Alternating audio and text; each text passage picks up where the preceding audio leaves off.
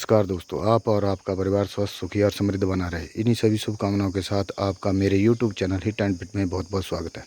तो दोस्तों, आज फिर मैं एक नई दिव्य औषधि के साथ आपके सामने प्रस्तुत हुआ हूँ। तो दिव्य औषधि है गुलहड़। तो दोस्तों, ये सुंदरता के साथ साथ औषधीय गुणों से भरपूर है। इसके अंदर एंटी एजिंग के गुण होते हैं और साथ साथ में ये खूबसूरती को भी बढ़ाने वाला होता है। इसकी पहचान कर लीजिए आप आराम से। इसके पत्ते इस प्रकार से होते हैं, ये इसके फूल हैं।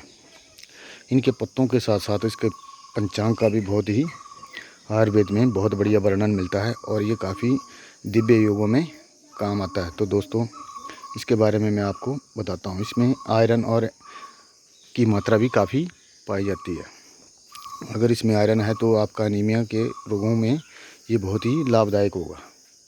अनीमिया का रोग आपके पास नज़दीक भी नहीं फटकेगा और साथ में यह वज़न घटाने के काम भी आता है। तो जिनका भाइयों का या बहनों का वज़न ज़्यादा भारी है वो इसका इस्तेमाल कर सकते हैं। धातु रोग, प्रमेह रोगों और जिनको पेशाब में जलन रहती है वो भी इसका इस्तेमाल कर सकते हैं। इसका इस्तेमाल किस प्रकार करना है? सुबह सुबह खाली पेट ये वाले फूल 4 से 5 लीजिए। अगर फूल ना मिले तो अगर इसकी कली मिल जाए जो अभी खिली नहीं होती है उसको लेंगे तो और बहुत बढ़िया फ़ायदा होगा। मगर फूल मिल जाएंगे तो भी बहुत बढ़िया है। अगर ताज़े फूल नहीं मिलते हैं तो आप इनको सुखा कर रख सकते हैं और इसका इस्तेमाल कर सकते हैं। तो ये धातु रोगों या प्रमेह रोग या फिर पेशाब में जलन है उसके लिए बहुत बढ़िया काम करता है। तो उसके लिए क्या करना है, आपने 4 से 5 फूल लेने हैं और सुबह सुबह खाली पेट लेना है। ऊपर से पानी पी लें, ठंडा पानी पी सकते हैं। तो हो सकता है 10 से 15 दिन लगाएं। किसी भाई को ज़्यादा प्रॉब्लम होगी तो 1 महीना भी लग सकता है। इसी तरह अगर बहनों को या माताओं को प्रदर और लकोरिया की समस्या है वो भी इसी प्रकार 4 से 5 फूल लें और उनका सुबह सुबह खाली पेट 4 से 5 फूल लेने हैं और सुबह सुबह ही लेने हैं, पर ध्यान रखना है। उसके बाद कुछ भी नहीं खाना है, ना पीना है। 1 घंटे तक ना पहले खाना है कुछ, ना बाद में। इस बात का विशेष ध्यान रखें, भाई और बहनें दोनों ही। तो 4-5 कलियाँ लेनी हैं और चबा के खा लेनी है, या पाउडर लेना है 4-5 कलियों का, उसको खा लेना है। अगर पाउडर बन गया है पहले तो 1 चम्मच ले सकते हैं। ऊपर से ठंडा पानी पी लीजिए। 1 घंटे के बाद तक कुछ नहीं खाना है। उसके बाद आपने इसी प्रकार शाम के टाइम भी 1 घंटा पहले कुछ नहीं खाना है और एक दवाई खाने के 1 घंटे के बाद भी कुछ नहीं लेना है। तो आपको कुछ ही दिनों में इसका लाभ मिल जाएगा। फेस पैक के लिए भी और सुंदरता बढ़ाने के लिए बहुत बढ़िया है। इसका पेस्ट बना लीजिए। इसके पत्तों का ये बना लो, चाहे इसके फूलों का पेस्ट बना लें। उसमें शहद 1 चम्मच डाल के, 2 चम्मच दही डाल के या 2 चम्मच शहद भी डाल सकते हैं, बराबर मात्रा में भी कर सकते हैं। इसके पत्तों का रस भी डाल सकते हैं। तो आप इसका इस्तेमाल कर सकते हैं। तो फेस पैक को लगा के आप चेहरे पे कुछ टाइम, आधा पौना घंटा रखिए। उसके बाद स्वच्छ जल से उसको धो लीजिए। तो आप देखेंगे कुछ ही दिनों में आपके चेहरे पे जो फोड़े, फिंसियाँ और दाग धब्बे या झाइयाँ पड़ी हुई हैं वो दूर होना शुरू हो जाती हैं। तो दोस्तों, इसका फ़ायदा उठाइए। और जिन भाइयों को रूसी, डैंड्रफ या डैंड्रफ की वजह से गंजापन आ गया है वो भी इसका इस्तेमाल कर सकते हैं। उसके लिए बहुत ही फ़ायदेमंद है। तो उसको क्या करना है, इसके पत्तों या फूलों को आप ले सकते हैं। उसको 50 ग्राम फूल ले लीजिए और 100 ग्राम नारियल का तेल लीजिए। उसके अंदर इसको कुचल कर डाल दीजिए। उसके बाद क्या करना है, बिल्कुल धीमी आंच पे इसको जला देना है। इसमें एक बात का ध्यान रखें, इसमें तेल है, नारियल का जल्दी आग पकड़ लेता है। तो बिल्कुल धीमी आंच रखनी है ताकि उस तेल में आग ना लगे। जब वो पंखुड़ियाँ, ये फूल और या पत्तियाँ का आप कोई सी एक ले रहे हैं या दोनों ले रहे हैं, जब तक इनका रंग काला ना पड़ जाए, पूरी तरह जल नहीं जाए, तब तक आप उसको गर्म करते रहिए। उसके बाद उस तेल को आप लगाइए।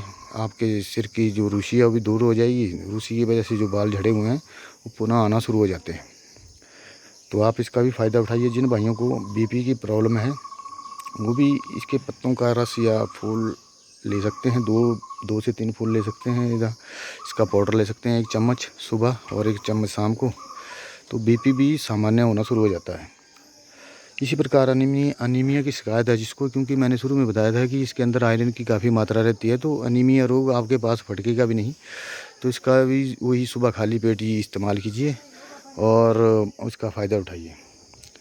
इसके बाद आपने क्या करना है, इसको आप ऐसे गुर्दे की पथरी के लिए भी इसका बहुत ही रामबाण हमने रिजल्ट देखे हैं। मैंने तो स्वानुभूत तो नहीं है, मगर मेरे साथ वालों ने इसका स्वानुभूत किया हुआ था। तो क्या करना है, गुर्दे की पथरी के लिए 10 ग्राम सूखे फूलों का चूर्ण बनाकर सुबह शाम 5-5 ग्राम लेने से गुर्दे की पथरी भी निकल जाती है। इसका टाइम पीरियड काफ़ी दोस्तों ने 15 से 20 दिन बताया हुआ है, मगर हो सकता है ज़्यादा भी लग सकता है। उसके अनुसार ही टाइम के हिसाब से कितनी बड़ी गुर्दे की पथरी है, उसी हिसाब से इसका टाइम ज़्यादा हो सकता है। तो उस बात का विशेष ध्यान रखें। और इसके ऊपर जो मैंने देखा है,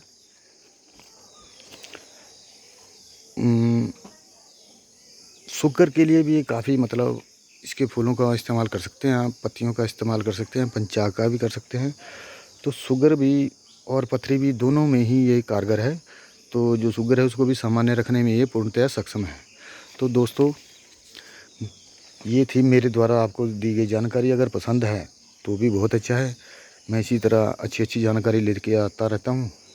तो अगर आपको पसंद आती है तो लाइक कर दिया करें, नहीं आती है तो क्या कर सकते हैं। बाकी आयुर्वेद के प्रति मैं मेरी जो मंशा है आप लोगों को जगाने की, वो बताता रहूँगा। क्योंकि इस पेड़ को ये तो घर की खूबसूरती तो बढ़ाता ही है, रोगों से भी छुटकारा दिलाता है, साथ में ऑक्सीजन भी देता है। ये मतलब हमारे लिए बहुत ही फ़ायदेमंद पौधे हैं, इनसे हमें प्यार करना चाहिए। तो दोस्तों, ये थी आज के लिए मेरी छोटी सी जानकारी। पसंद आएगी तो भी बहुत बढ़िया, नहीं आएगी तो भी बहुत बढ़िया। नमस्कार दोस्तों, सत श्री अकाल, आदाब, जय हिंद, जय भारत।